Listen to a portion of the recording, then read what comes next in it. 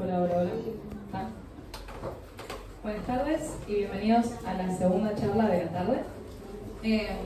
Esta vez nos acompañan la gran escritora y crítica literaria Elsa Drukarov, quien publicó con nosotros su ensayo Femina Infame, y el escritor y psicólogo con perspectiva de géneros Facu Soto, quien publicó Cactus y En busca del puto amor.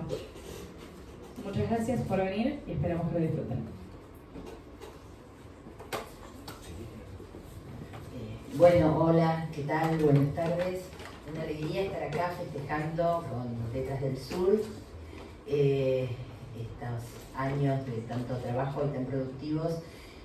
A ver, la mesa esta está planteada en una relación muy interesante, ¿no? La pregunta por la política, el género, la revolución, es decir, la transformación social, política, en este caso de género, y la literatura, y en nuestros casos, porque tanto Facu como yo escribimos ficción, pero también hacemos otro género, en el caso de Facu el periodismo, la crónica, y en el caso mío el ensayo y el ensayo académico, y yo tengo como dos vertientes, la vertiente de crítica literaria y ensayista, que es la que aparece en Femina Infame, y la vertiente de novelista, narradora. Entonces yo pensé mucho todo esto y también pensé mucho a partir de todas las transformaciones que hubo en este país saludables en los últimos años, particularmente después de 2015, un poco antes, después de la legalización, la proclamación del matrimonio igualitario. Hubo como una cantidad de transformaciones en la hegemonía de la sociedad en cuanto a las ideas sobre el género, la legitimidad de distintas formas de amor, y finalmente, por último, a partir de 2015, el tema que me atañe especialmente, ¿no? El tema de los derechos de quienes somos mujeres y de la convicción de todas las culturas que conocemos de que lo masculino es superior a lo femenino y a todas las formas alternativas de género que vayan surgiendo, que son históricas, que no son las mismas todo el tiempo, que vayan surgiendo en la cultura. Entonces, yo les quiero contar un poco, a mí me preocupan algunas cosas que pasaron a partir de 2015, algunas son muy saludables, otras para mí no. Les quiero contar un poco qué cosas fui pensando en todos estos muchos años que hace, que soy feminista, que no soy una feminista del 2015, soy feminista de la veintena, y que trabajo mirando la literatura con perspectiva de género, cosa que también no la hago desde hace muy poco, la hago desde el origen mismo de mi actividad académica, y también como novelista, como creadora artística. Entonces, voy a empezar por el problema de la creación artística, porque ahí está lo que a mí más me preocupa. Y eso creo que me va a llevar a Femina Infame y al problema de la mirada como crítica, porque son dos cosas muy diferentes, pero que no pueden evitar dialogar. Yo creo que el arte no está para dar respuestas, el arte no está para acariciarnos la cabeza, no está para hacernos saber lo que ya sabemos, para decirnos lo que ya son nuestras convicciones.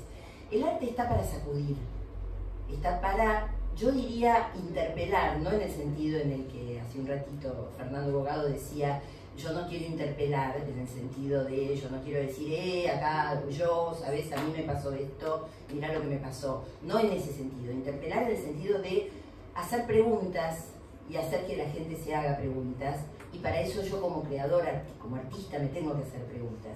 Entonces, una vez le preguntaron a Alfred Hitchcock en un momento donde en la década del 70, 60, 70, la idea era que el arte tenía que hacer la revolución, mostrar los caminos para la clase obrera, y el tipo era un enorme genio, un gran innovador del lenguaje cinematográfico, pero estaba muy lejos de todo eso, y le preguntaron, bueno, pero ¿cuáles son los mensajes de su obra? Y el tipo dijo, miren, yo no soy cartero, ¿no?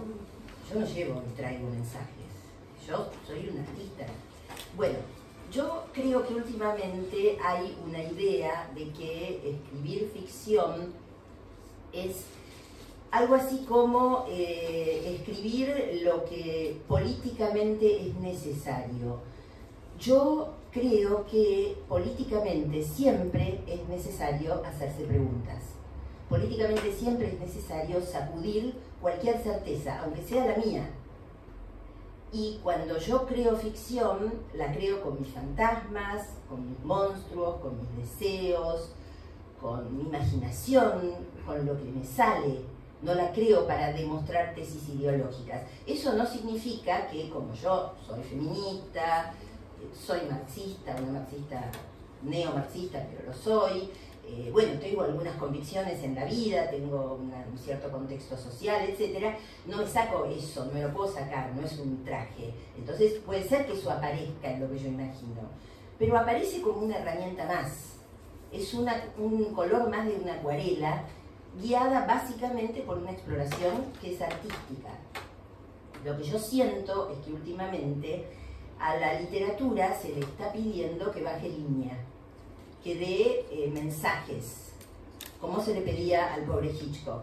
Siempre hay literatura que da mensajes claros que todos queremos escuchar, y muchas veces vende bien, y muchas veces en ese momento tiene éxito, y a veces hasta conmueve mucho en ese momento, y legítimamente. Pocas veces esa literatura perdura, salvo que tenga partes donde hay misterio, donde hay preguntas, partes que casi diría se le escaparon del inconsciente al artista o el artista. Entonces, mi relación con el feminismo y con la revolución del género, cuando escribo, es esa. Por supuesto que esos temas también están sobrevolando, pero están sobrevolando así. Yo me debo a mi historia, me debo al lenguaje, me debo a mi rol de escritora, y no soy una militante cuando hago ficción. Ahora, ¿qué pasa cuando hago crítica literaria? Porque tiene que ver. ¿Y qué pasa concretamente en el caso de Roberto Arlt? La vez pasada, en unas jornadas de investigación donde yo estaba,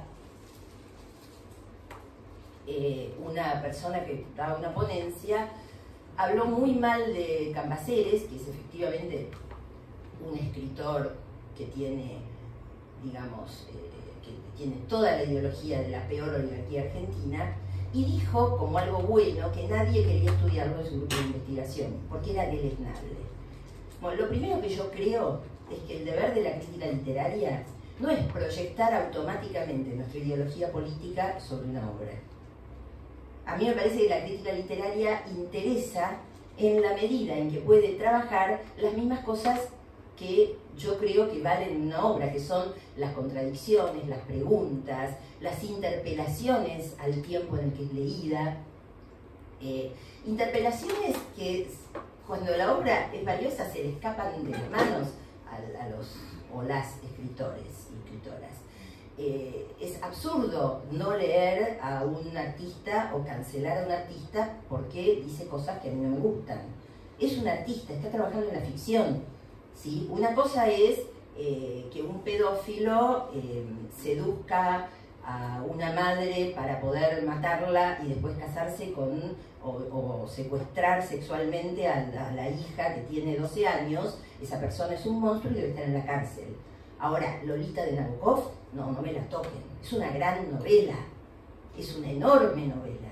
Yo no voy a cancelar una novela porque cuente una historia que no está contada desde levantar el dedo y hacer moral. La moral funciona de otro modo en la literatura. No es que no se puedan hacer preguntas morales leyendo Lolita, pero en todo caso se hacen preguntas morales de otro nivel, y ese sería el nivel de la crítica. Hacer preguntas éticas, políticas, también morales, ¿por qué no? Que me gusta más la palabra ética, ¿no? Pero hacerlas no desde la actitud de cancelación y de señalar, este es machista, este es pedófilo, este es violador, este es femicida.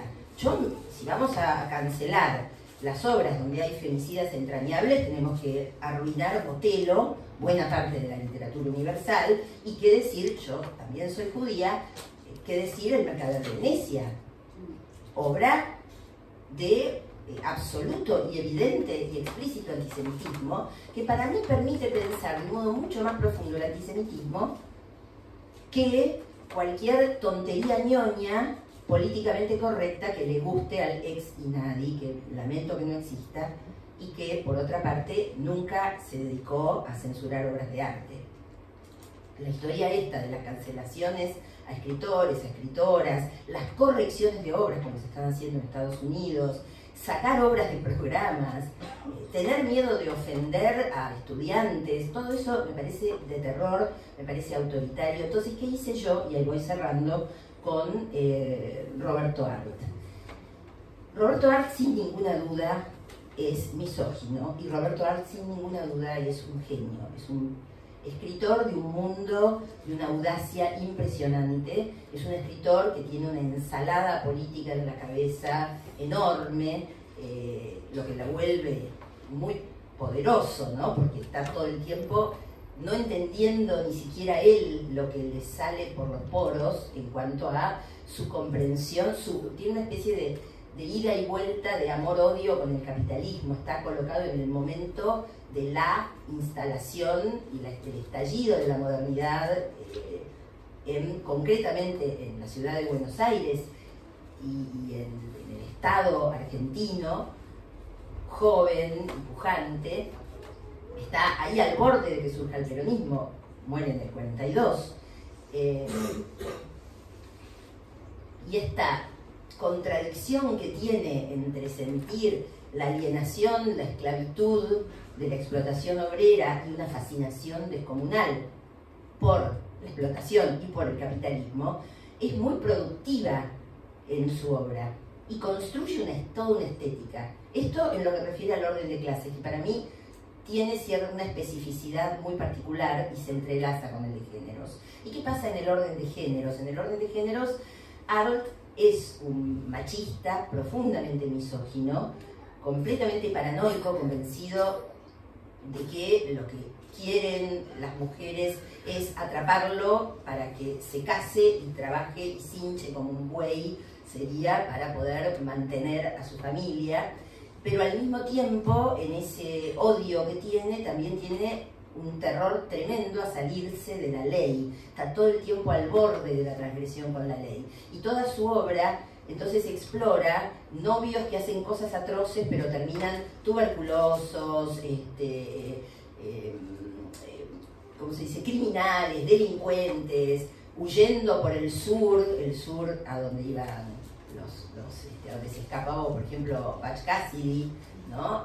Ese sur aventurero, y tiene también ahí un imaginario muy audaz, muy loco. Entonces yo exploré en la obra de Arlt, en su superficie textual, no en el contenido, porque la crítica tiene que ir mucho más allá del contenido, de la historia que se cuenta. Uno puede querer contar una historia para mostrar qué malo que es el violador y cómo violó a la pobre chica, y cómo esa chica hizo justicia porque es valiente y feminista. Y puede querer contar esa historia, pero si una es talentosa, se le va a escapar la tortuga y le van a salir un montón de cosas en las formas, que son contradictorias con todas esas certezas. Por ejemplo, para dar un ejemplo, va a contar a lo mejor esa violación con un nivel de erotismo que no se entiende de dónde sale, que sale de otra parte del cerebro, sería, que no es la parte de las certezas, pero que también debe ser leída políticamente, en contradicción con esas certezas, que también están en ese texto. Un poco como le pasó a Shakespeare con Shylock en El Mercader de Venecia, donde Shylock supuestamente es un horroroso judío, usurero y cruel, y cuando hace su famosísimo monólogo, lo que aparece es todo el entorno obligando a Shylock a ocupar ese lugar. Y Shylock les dice: yo soy lo que ustedes necesitan que yo sea. Ustedes son la porquería. Ustedes me necesitan a mí siendo esta basura que soy. ¿Entienden lo que quiero decir? Eso no está en los planes objetivos y conscientes de un artista. Eso sale. Bueno, un poco lo que yo traté de hacer en Fémina Infame es eso, explorar todas esas contradicciones que hay en el género y en la política en Arlt.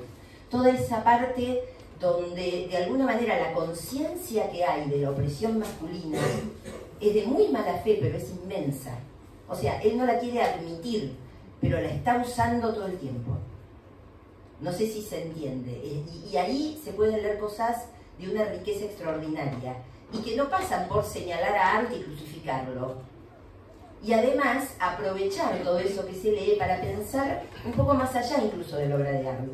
Por ejemplo, ¿por qué Fémina e Infame tienen exactamente las mismas letras? ¿Y por qué en la obra de Arlt hay una teoría sobre la infamia a las mujeres? Yo traté, lo último que les digo, de hacer una especie de antología crítica.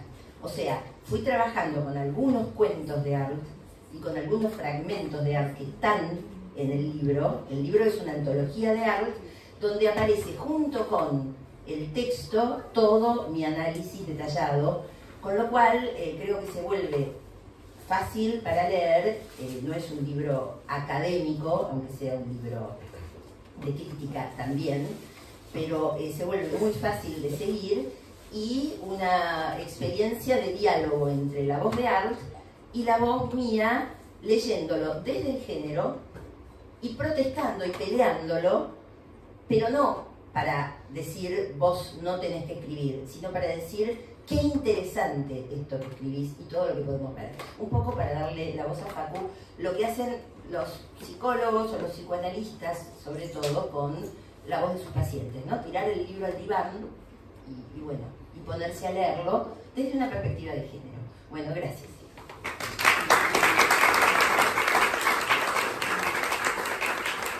Hola, buenas tardes. Hola, hola. Para cerrar el micrófono. ¿Querés este? Me parece que sí. Vamos a cambiar. Le doy el besito.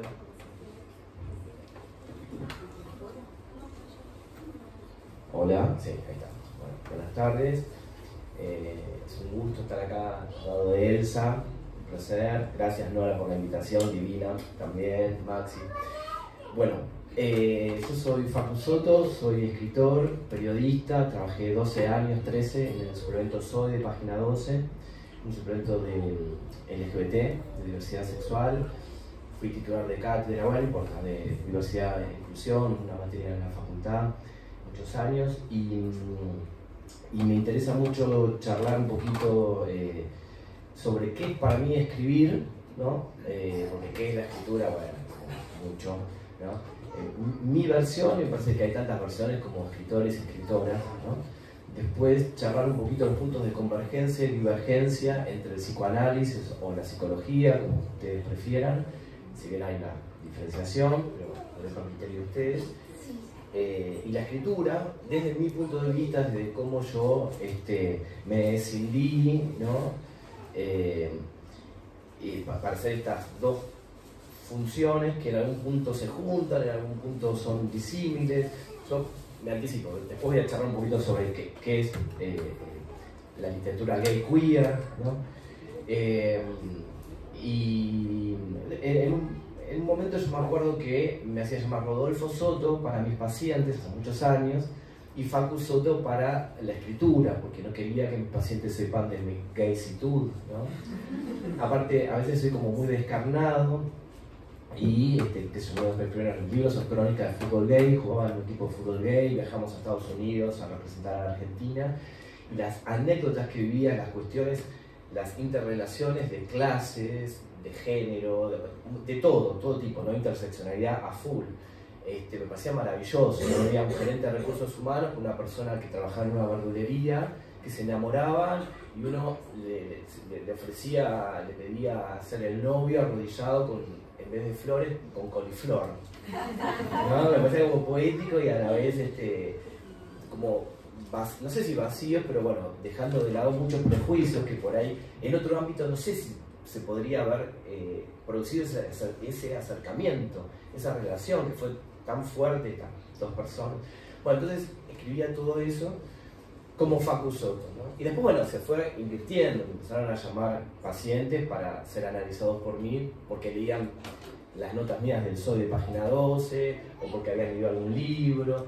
bueno, y ahora estoy en una instancia donde, como profesional, psicólogo o psicoanalista con perspectiva de género, me dedico a lo que yo más sé hacer, que es trabajar con la población LGBTIQ+. ¿Por qué? Porque me parece que es importante tener tener noción del contexto, digamos, ¿no? Me parece que, y acá ya sé que hay muchos psicoanalistas en la sala, para charlar, digamos, ¿no? Pero me parece que está bueno tener un punto de contacto con el contexto, con la realidad, que no somos iguales las personas gays que las personas heterosexuales, ni mejor ni peor, pero nos preexiste otra historia, digamos. Yo siempre digo, claro, ¿desde cuándo hay matrimonio heterosexual? ¿No? ¿Desde cuándo hay matrimonio homosexual o diverso? ¿No?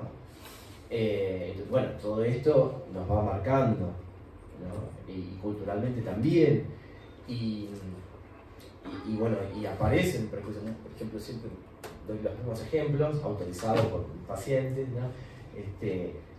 Un paciente que se analizaba con una persona que no conocía mucho la cultura LGBT, que nunca había hablado con una persona trans, etc. Le decía, bueno, vengo de un sauna, tené cuidado, cuídate por las enfermedades venéreas, el HIV.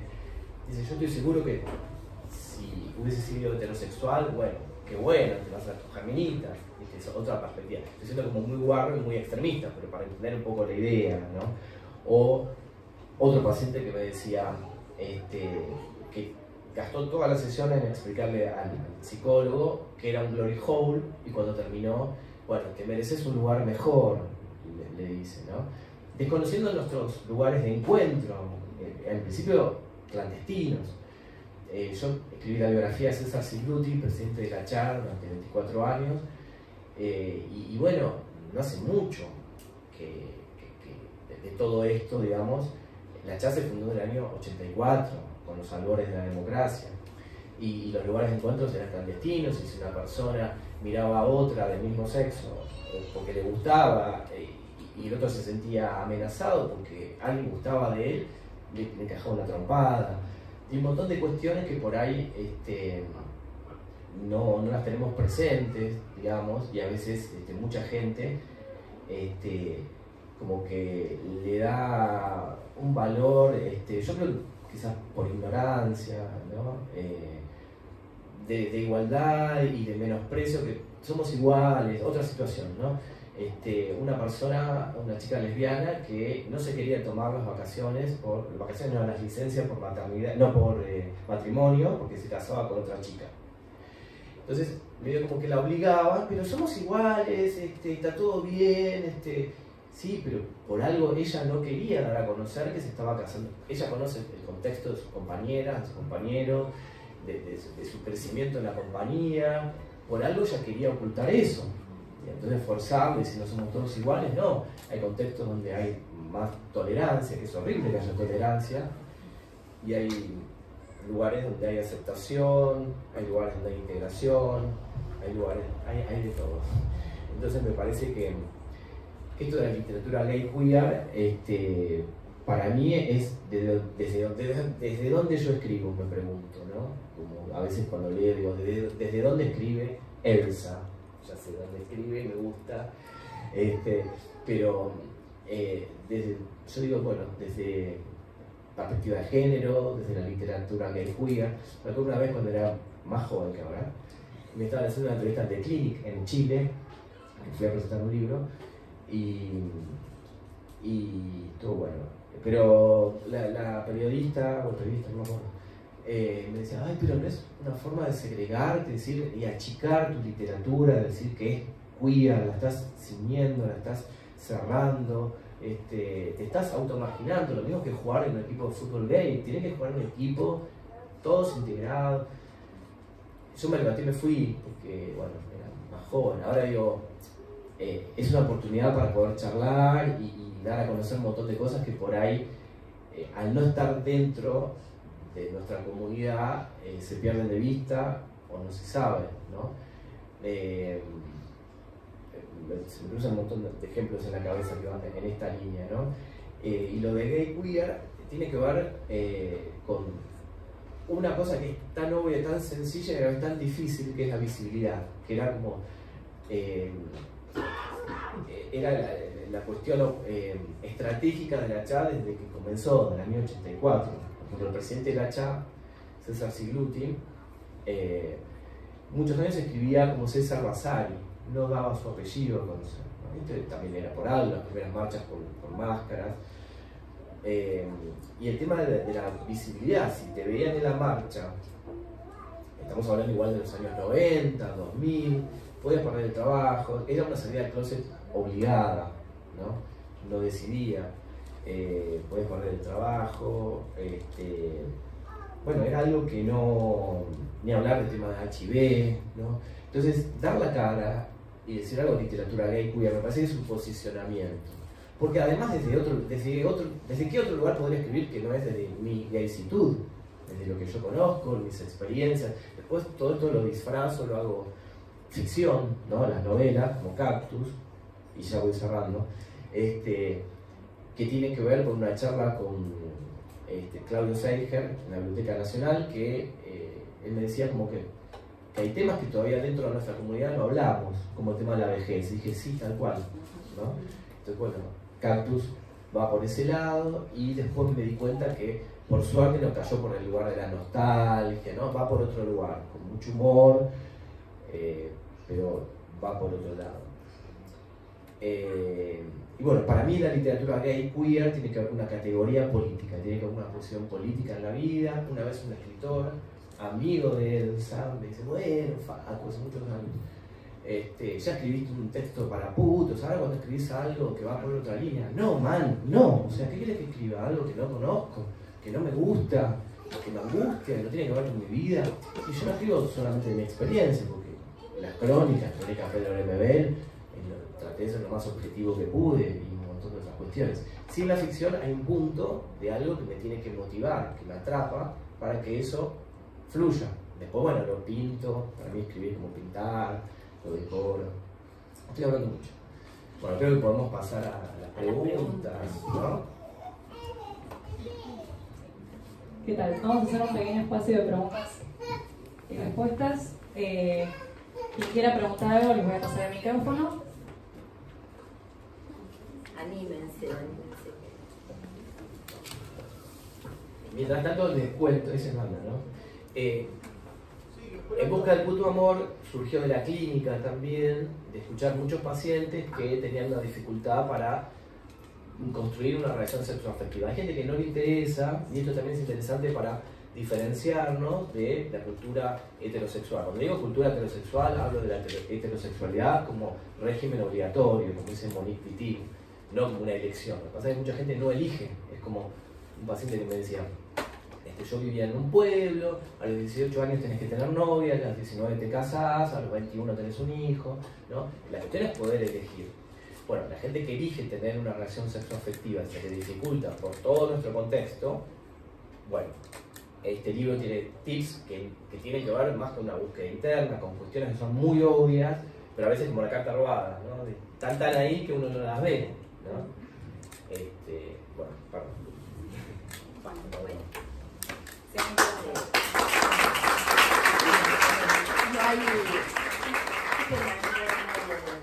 ¿Hay preguntas? Porque me merecía. Si alguien tiene una pregunta, que quiere hacerlo. Pregunta, comentario, intervención, objeción. Vengo a buscar más esta primera edición de Sexo y Tradición de Roberto sí, Arte, librazo. De Álvarez, de Álvarez. Claro, no, el Centro Editor de América Latina, creo que fue, o de Jorge Álvarez, no me acuerdo. De Jorge Álvarez. Sí, no, me está diciendo Facu que tiene un gran libro, que es un gran ejemplo del tipo de crítica política que yo quería plantear. Uno de los grandes libros sobre Roberto Arte. Sobre Roberto Arte se escribió mucho, pero poco bueno. Que se llama Sexo y Traición en Roberto Arte, de Oscar Mazota, un psicoanalista, que en ese momento estaba en una etapa muy sartreana. Pero ¿por qué es bueno? Porque tiene que ver con lo que yo digo. Es un libro que trabaja, por ejemplo, con el odio que puede leer, es un odio político de clase, de en la obra de arte se puede leer entre humillados, como los personajes, los protagonistas de Arles, siempre terminan jodiendo, dañando a alguien que está todavía más humillado que ellos. No tiene la menor perspectiva de género Mazzotta, al contrario, tiene un montón de prejuicios sexistas alucinantes que yo trabajo acá, pero hay una idea muy interesante en ese libro, que es que en ese llevar, si ustedes, no sé, pero muchos acá deben haber, muchas deben haber leído Arles. Si ustedes recuerdan, qué sé yo, en El juguete rabioso Silvio Astier denuncia al Rengo, que está por robar, que es su amigo, y que está por robarle al ingeniero en cuya casa Astier trabaja. Bueno, se pone en policía, lo traiciona y lo denuncia. Erdosain termina asesinando, femicidando a la Visca, que es una mujer, y es Visca, la tiene además con el tema muy fascista de los cuerpos deformes, etc. Hay algo ahí, hay un placer, no sé si la palabra es placer, creo que la palabra es goce. Hay un goce en deshacer en el espejo del humillado mi propia humillación, o sea, agredir al humillado más humillado que yo, al que es tan pobre tipo como yo, pero es todavía peor porque es Rengo, o porque es Visca, porque es mina, porque es puta, o sea, la Visca dice tiene las manos en las braguetas de los hombres. Hay una cosa ahí muy interesante que Mazzotta ve y que yo retrabajé llevándola y preguntando, haciéndome preguntas sobre cuando Mazzotta lo que no ve es la opresión de las mujeres, ve la humillación de clase, nunca ve la otra humillación. Pero es un libro absolutamente genial y bellísimamente escrito, y creo que se reeditó hace poco, me parece que lo reeditó Eterna Cadencia, creo. Pero bueno, sí, yo también tengo esa edición, y está, es uno de los libros, eso y la lectura de Ricardo Piglia son dos cosas con las que yo me peleo y amo al mismo tiempo en Femina Infame. Entonces, muchísimas gracias Elsa y Facu por venir hoy.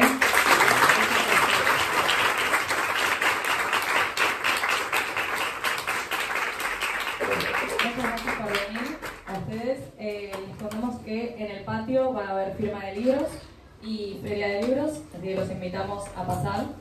Y bueno, muchas gracias por venir. A las 20 horas se hace un sorteo para que les den un numerito en la puerta, así que no se vayan.